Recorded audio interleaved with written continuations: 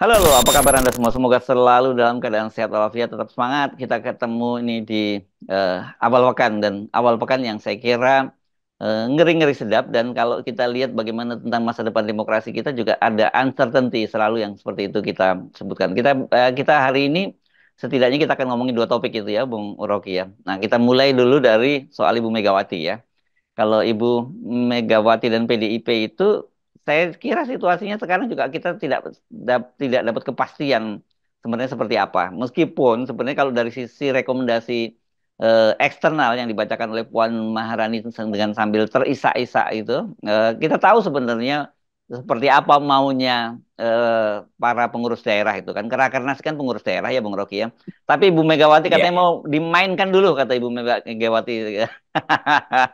Enak aja wartawan mau nanya oposisi atau di dalam pemerintahan. Begitu Bung Rocky.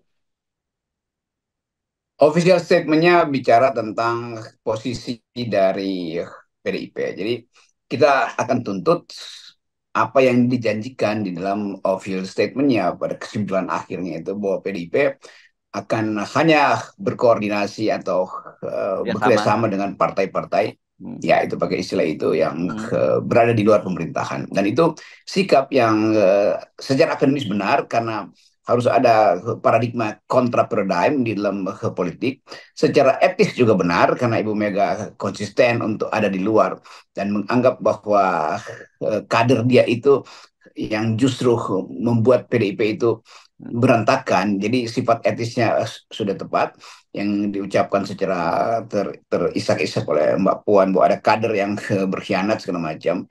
Tetapi orang selalu ingin tunggu sebetulnya apa yang diofisialkan, apa yang diresmikan di dalam pernyataan. Apakah konkuren, apakah setara sejalan dengan aktivitas politik PDIP sehari-hari? Kan itu yang ingin Ya. orang tagih.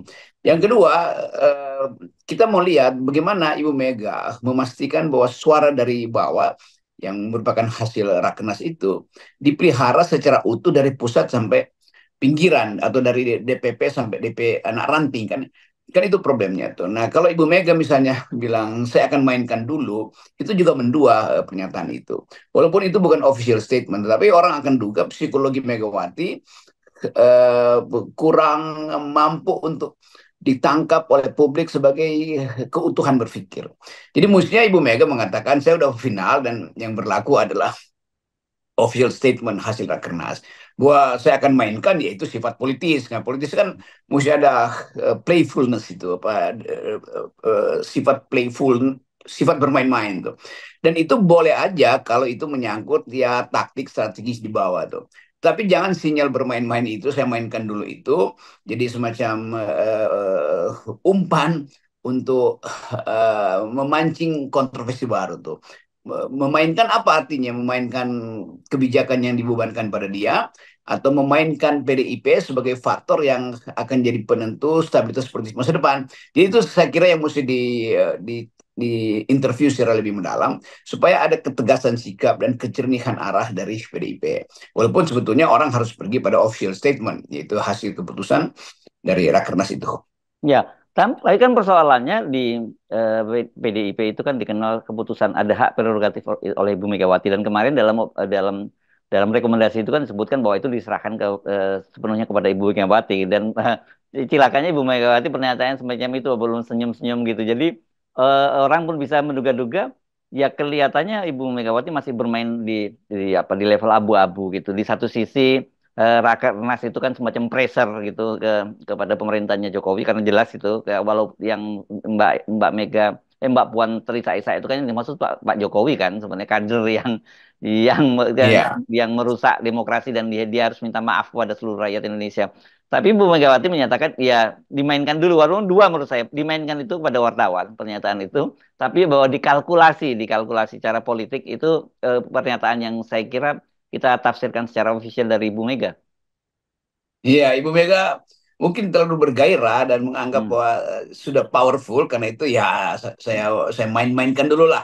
Hmm. Kira-kira Hmm. itu kalau kita tangkap eh, karakter Ibu Mega yang suka melucu itu Hmm. mungkin dalam pengertian itu. Tapi Hmm. sekali lagi yang melucu itu tidak boleh dijadikan pegangan atau jangan sampai jadi pegangan publik bahwa Ibu Mega memang masih ingin bermain-main tuh. Ya, Kan itu masalahnya di situ tuh.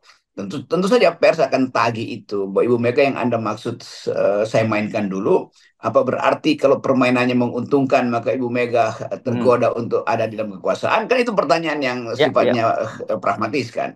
Hmm. Lalu Ibu Mega mungkin akan bilang ya lihat aja statementnya tuh, statementnya kami udah memutuskan untuk tidak berada di dalam kekuasaan. Dan lebih lebih tinggi lagi, kami tidak menyebut nama, tapi Anda tahu bahwa yang membuat kami berantakan adalah kader kami sendiri kan.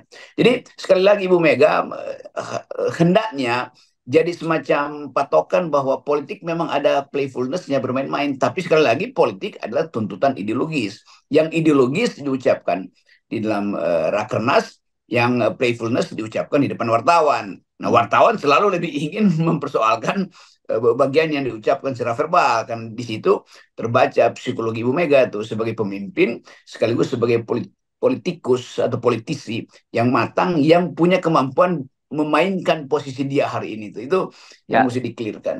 ya, ini kan kalau soal penafsiran dari pernyataan Ibu Megawati itu kan ranahnya para pengamat gitu ya, Bung Rocky. Ranahnya Iya. dari media itu kan quotation-nya atau kutipan langsung dari Ibu Megawati.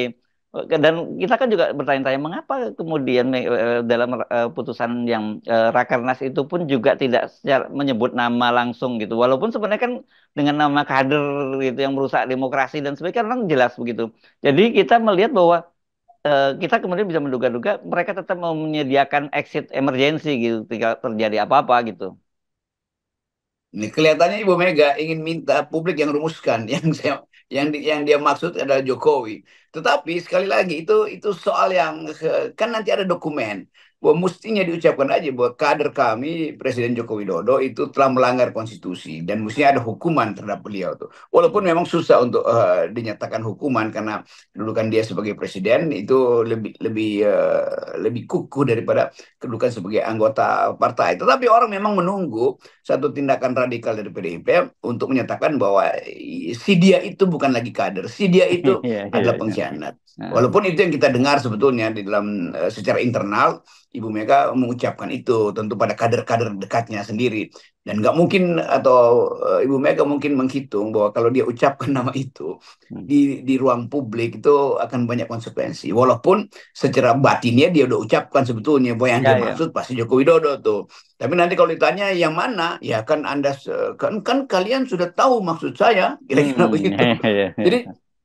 sepertinya ada kematangan di situ, tapi juga ada semacam kemenduaan sebetulnya. Ya, Jadi yang betul. orang, yang itu yang nggak terjadi di dalam dunia barat. Dunia barat langsung sebut nama itu. Hmm, Mana hmm, menteri siapa namanya hmm, yang hmm. salah atau nama dari dari pejabatnya kan. Di dalam politik barat itu pasti disebutkan.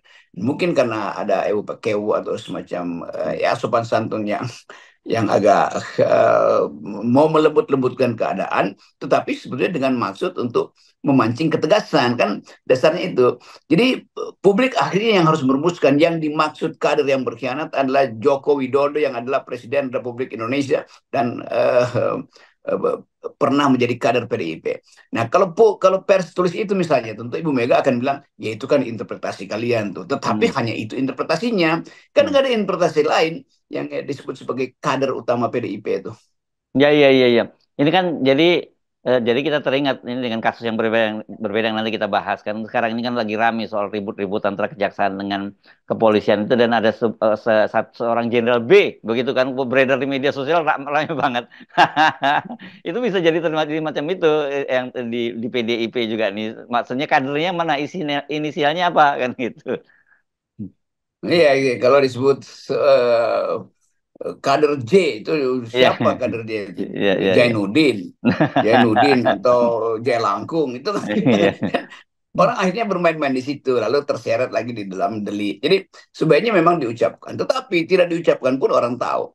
Yang orang ingin tunggu adalah nanti mulai hari ini apakah kader-kader di bawah yang lagi menyusun pilkada itu betul-betul kader-kader PDIP maksudnya yang lagi berupaya untuk masuk di dalam pilkada yang sekarang mulai kampanye di tingkat kabupaten kota itu secara tegak lurus memperhatikan final statement bahwa hanya dengan mereka yang ingin memuliakan demokrasi kami akan bekerja sama. Jadi jangan terjadi misalnya diputuskan di Munas di Ancol kemarin bahwa kader itu hanya boleh bekerja sama dengan partai yang seiring dengan PDIP. Tiba-tiba ada kader yang demi kepentingan pragmatis menggandeng juga partai yang sebetulnya dimaksudkan tidak boleh digandeng oleh Ibu Mega, itu partai-partai di 02. Itu juga mesti kita Ya, lihat, ya. dan pers akan pantau itu bahwa ketentuan pusat itu mesti berlaku dalam disiplin yang sama sampai ke anak ranting gitu. Ya, ya. Nah, itu menarik ini. Anda singgung soal itu. Soal karena bagaimanapun pilkada itu kan tidak selalu linear ya, kerjasama di level bawah itu, dan ada kalkulasi pragmatis gitu. Bahkan sampai soal ya tidak ada pilihan lain. Mereka harus berkoalisi dalam pilkada. Tetapi kalau yang Anda sebutkan tadi itu memang rakernas yang di rekomendasi internal tadi itu kan berlaku mengikat seluruh kader. Jadi artinya itu tidak bisa diartikan hanya pada pemerintahan pusat. Ya, itu pentingnya pers kita, masyarakat sipil tagih itu. Kalau ada mulai gerak-gerik buat caleg PDIP itu mulai merangsek ke partai lain yang tidak inline dengan keputusan Munas, mesti langsung diberitakan dan harusnya mesti ada teguran atau sanksi dari partai. Supaya kita lihat bahwa yang diputuskan di Munas itu Rakernas, Bung efektif Rocky. sampai ke tingkat yang, ya sorry, di Rakernas, Rakernas ya. itu harus otentik. Otentik artinya keputusan Rakernas itu harus sama dengan keputusan cabang PDIP yang paling paling di bawah. Itu tidak boleh bersekutu atau berkoalisi atau bekerja sama dengan partai yang memberantakkan demokrasi. Kan intinya adalah partai PDIP mengatakan kita mau membangun kembali demokrasi yang dirusak oleh Jokowi, gampangnya begitu. Maka Hmm. semua partai yang berafiliasi pada Jokowi nggak boleh bekerja sama dengan kader PDIP di bawah. Itu dasarnya tuh. Dan kita mesti jelaskan itu akhirnya, karena sifat dari Rakernas itu kan umum, seolah-olah itu hanya berlaku di tingkat pusat. Tidak, itu harusnya tiba di tingkat, karena ini Rakernas nasional, itu bukan Rakernas lokal, dia harus sampai tadi pada kader yang paling efektif di lapisan paling bawah kepengurusan PDIP. Ya, nah ini saya kira ini pelajaran berharga juga untuk para politisi ya, karena kan kalau kita ingat jauh sebelum pelaksanaan pemilu 2024 ini kan PDIP memasang target hat-trick begitu ya. Hat-trick artinya menang pemilu berturut-turut, pemilu legislatif dan juga menang presiden berturut-turut. Kan pemilu legislatifnya menang walaupun itu sudah apa suaranya berkurang. Dan yang ironisnya yang mengurangi itu adalah kader yang diharapkan nantinya membantu PDIP untuk hat-trick 3 kali berturut-turut, yakni Jokowi. Itu penting untuk mulai melihat sekarang bahwa desain-desain yang sudah disiapkan itu bisa dibatalkan oleh orang yang justru diminta untuk menyempurnakan perolehan suara kan. Jadi Ya, Jokowi sebagai kader artinya dia tidak dibidik secara tepat oleh PDIP itu. Kan mestinya PDIP tahu bahwa dari awal ada kecenderungan Jokowi untuk berkhianat. Walaupun secara informal kita tahu pembicaraan-pembicaraan, kalau saya ngomong dengan beberapa teman di PDIP, mereka mengerti bahwa potensi itu akan terjadi itu.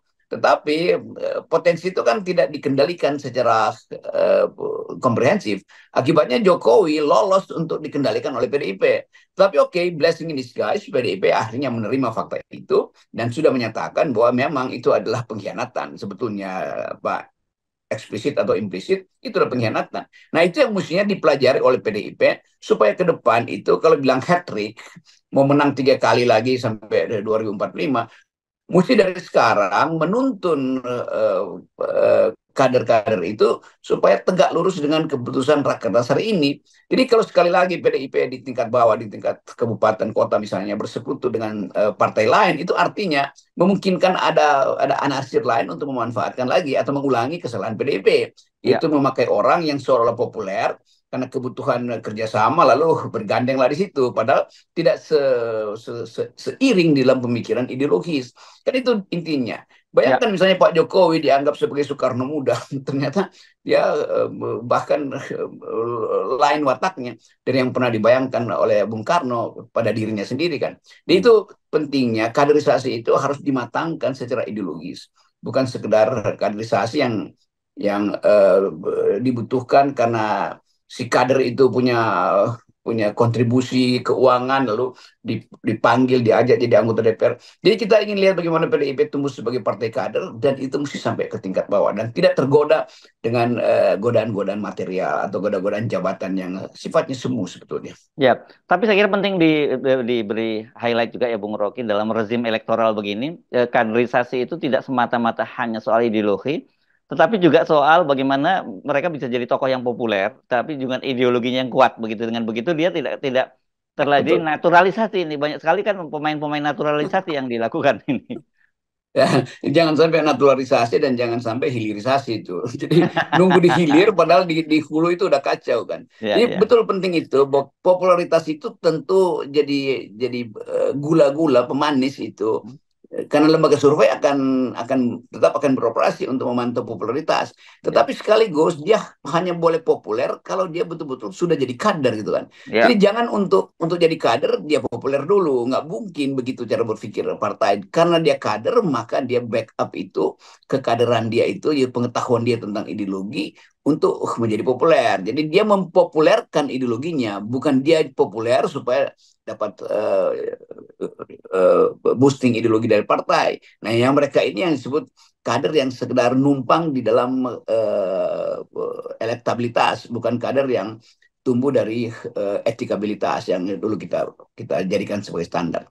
Karena itu ya. balik lagi tadi, harusnya kader itu pertama-tama dia etikabilitasnya kuat, intelektualitasnya terandal, baru dia cari popularitas Hmm, melalui hmm. elektabilitas. Kan itu intinya begitu. Mestinya begitu proses pengkaderan di PDIP. Yes, saya kira dan itu tidak hanya berlaku buat PDIP tapi juga partai-partai lain karena realitasnya kan banyak sekali. Kita kemarin menyinggung soal Anies Baswedan dengan PKS begitu ya. Dan nanti akan saya lihat juga ada fenomena antara Ridwan Kamil dengan Golkar karena kan Ridwan Kamil ini kan juga bukan kader, juga bukan kader yang seperti dalam pengertian yang kita bayangkan dan dia seorang yang apa seorang profesional kemudian ikut dalam kontestasi dan kebutuhan perahu dia kemudian menjadi kader partai. Saya kira orang seperti ini juga potensi untuk lompat-lompat pagar juga banyak besar sekali. Iya, karena yang dibutuhkan adalah perahu, bukan nakoda Ya, sebetulnya kan. Jadi ya, ya. begitu nakodanya nabrak karang, ya dia cari perahu penyelamat, walaupun perahu penyelamatnya bocor sebetulnya. Itu Ya. fenomena itu yang ingin kita hilangkan atau kita halangi Ya. sebanyak mungkin, supaya betul-betul pemimpin kita lahir sebagai leader, bukan jadi dealer itu. Yes. Oke, baik, makasih, Bung Rocky. Ya, Ya, kita nolkan semua dealer-dealer ya. ya.